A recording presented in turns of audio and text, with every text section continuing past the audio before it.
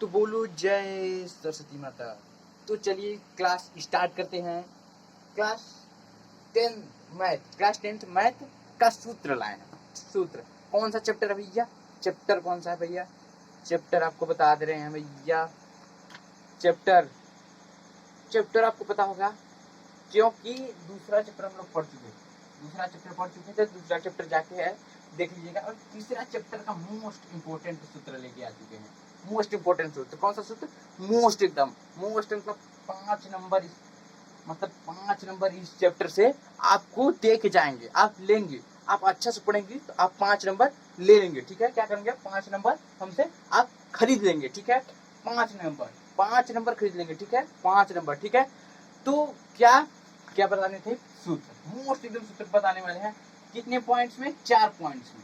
कितने पॉइंट्स में? 4 पॉइंट्स में। अगर ये चारों पॉइंट्स को अच्छे से कवर कर लेते हैं, क्या कर लेते हैं? कवर कर लेते हैं तो आपका 3.1, 3.2, 3.1, 3.2, 3.3, ठीक है, सब क्लियर हो जाएगा। एकदम अच्छा से सवाल आने लगेगा। एक बात याद रखिए, अगर जड़ मजबूत रहेगा तो मतलब कोई भी जैसे आम का पेड़ है, जड़ मजबूत है, ठीक है, तो वो फलेगा अच्छा, फल अच्छा आएगा। ठीक है, फल क्या होगा? अच्छा आएगा। अगर जड़ मजबूत नहीं तो फल नहीं अच्छा आएगा। इसलिए सूत्र मजबूत कर लीजिए। 3.1, 3.2, 3.3 एकदम अच्छा से तैयार हो जाएगा। एकदम अच्छे से तैयार हो जाएगा। 4 पॉइंट लेके आए हैं। 4 पॉइंट का सूत्र है। ठीक है, पहला पॉइंट देखिए 2027 का है। ठीक, महत्वपूर्ण सूत्र। ठीक है, 5 नंबर इसमें से क्लियर होगा। अगर ये एक चैप्टर, तीसरा चैप्टर 3.1, 3.2, 3.3 और 3.4 अगर कवर करते हैं तो तब जाके आपका कितना नंबर बनेगा? 5 नंबर। एक चैप्टर से, इस चैप्टर से 4 या 5 नंबर खाली क्वेश्चन आएगा। ठीक है, 4 या 5 नंबर का याद रखिएगा। ठीक है, तो पहला पॉइंट क्या कह रहा है?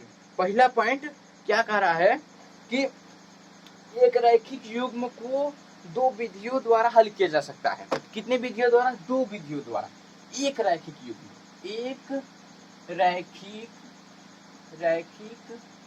को 2 विधियों द्वारा हल किया जा सकता है। विधियों द्वारा हल किया जा सकता है। अरे अच्छा से लिख देते हैं यार। द्वारा हल किया जा सकता है। हल किया जा सकता है। कितने विधियों द्वारा? 2 विधियों द्वारा हल किया जा सकता है। कितने विधियों द्वारा? 2 विधियों द्वारा। पहला क्या है? ग्राफी विधि। ग्राफी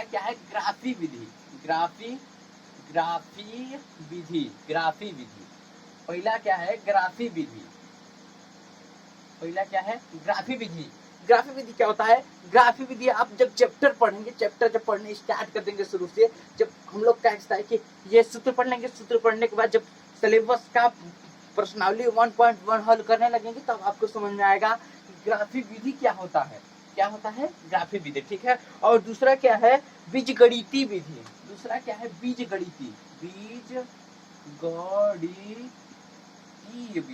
बीजगणितीय। ये भी आप जब प्रश्नावली 1.1 सॉल्व करेंगे तब पता चल जाएगा बीजगणितीय विधि और ग्राफी विधि। पहला पॉइंट हम लोग देख चुके हैं। पहला पॉइंट यही है कि एक रैखिक युग्म को 2 विधियों द्वारा हल किया जा सकता है। कितने विधि द्वारा? एक मिनट कितने विधि द्वारा हल किया जा सकता है?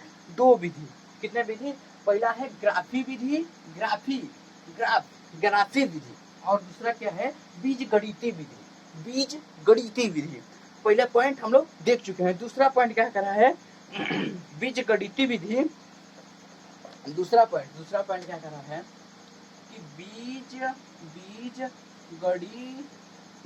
कि बीजगणितीय ना, एक रैखिक समीकरण युग्म को हल ज्ञात करने के लिए निम्न विधियां। मतलब एक समीकरण युग्म को, समीकरण युग्म ये चैप्टर का क्या नाम है? दो चरों वाले रैखिक समीकरण। ये चैप्टर का नाम है। चैप्टर का नाम लिखना भूल गए हैं, माफ कर दीजिएगा। चैप्टर का नाम है 2 चरों वाले रैखिक समीकरण। एक मिनट देख लेते हैं यार, थोड़ा सा जाता है ना। हाँ, 2 चरों वाले रैखिक समीकरण है ना, लीनियर पेयर। ठीक है, यही है, मतलब चैप्टर का नाम है। तो क्या बताने वाले हैं? हाँ, समीकरण ना, बीजगणितीय एक समीकरण को हल करने में मतलब कितनी विधियां लगा सकते हैं कितनी विधियां लगा सकते हैं। तो पहला है प्रतिस्थापन विधि, प्रतिस्थापन प्रतिस्थापन प्रतिस्थापन विधि। और दूसरा क्या है, दूसरा आप बताइएगा, दूसरा आप बताइएगा, आप लोग को क्या पता होगा, विलोपन विधि। दूसरा क्या है, विलोपन विलोपन विधि। विलोपन विधि मतलब समीकरण क्या होता है, समीकरण आपको बताने वाले हैं। जैसे x square plus 2x plus 6, ये हो गया, क्या हो गया, समीकरण हो गया। और पहला समीकरण, दूसरा समीकरण हो गया x square plus 3x plus 7, ये हो गया समीकरण। ये क्या होता है, समीकरण होता है। इसी को हल करने के लिए दो विधियों द्वारा हल किया जा सकता है। पहला है प्रतिस्थापन विधि और दूसरा है विलोपन विधि। अच्छा से लिख देते हैं, प्रतिस्थापन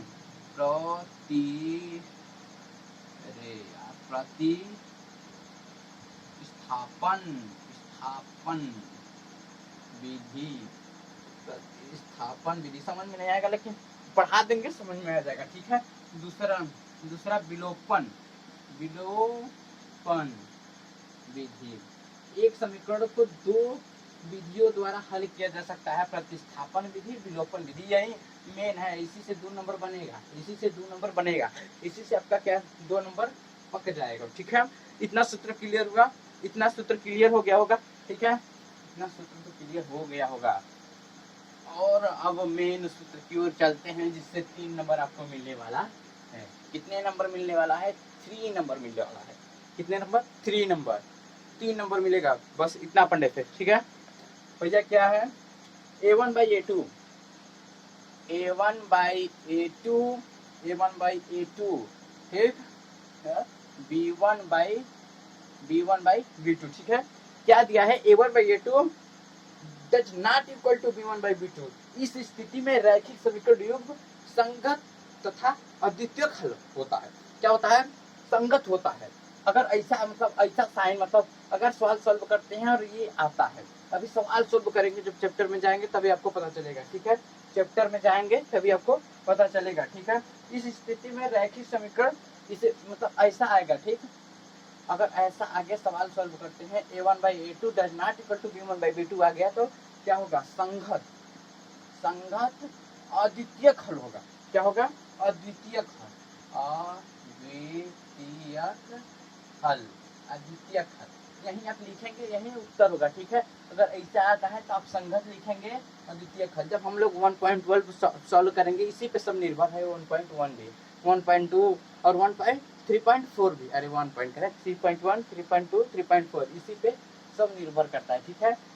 और दूसरा क्या है, 3 पॉइंट है। दूसरा क्या है, a1 by a2, a1 by a2, b1 by b2 और c1 बाई c2, ठीक है। ये बराबर होगा और ये does not, a1 by a2, b1 by b2 does not equal to c1 by c2। अगर ऐसा आ गया तो क्या करेंगे, ऐसा आ गया तो आप क्या करेंगे, इस स्थिति में रैखिक समीकरण असंगत होता है। इसका देखो संगत नहीं बन रहा है ना इन दोनों का, इसलिए असंगत होता है। असंगत होता है। क्या होता है, असंगत होता है, असंगत होता है, ठीक है। ऐसा हो गया, ये वाला समझ गए ना। अगर ये आ गया तो संगत अद्वितीय हल, और ये आ गया a1 by a2, b1 by b2 does not equal to c1 by c2, ठीक है, does not equal to c1 by c2, असंगत हल होगा, असंगत हल होगा, ठीक है।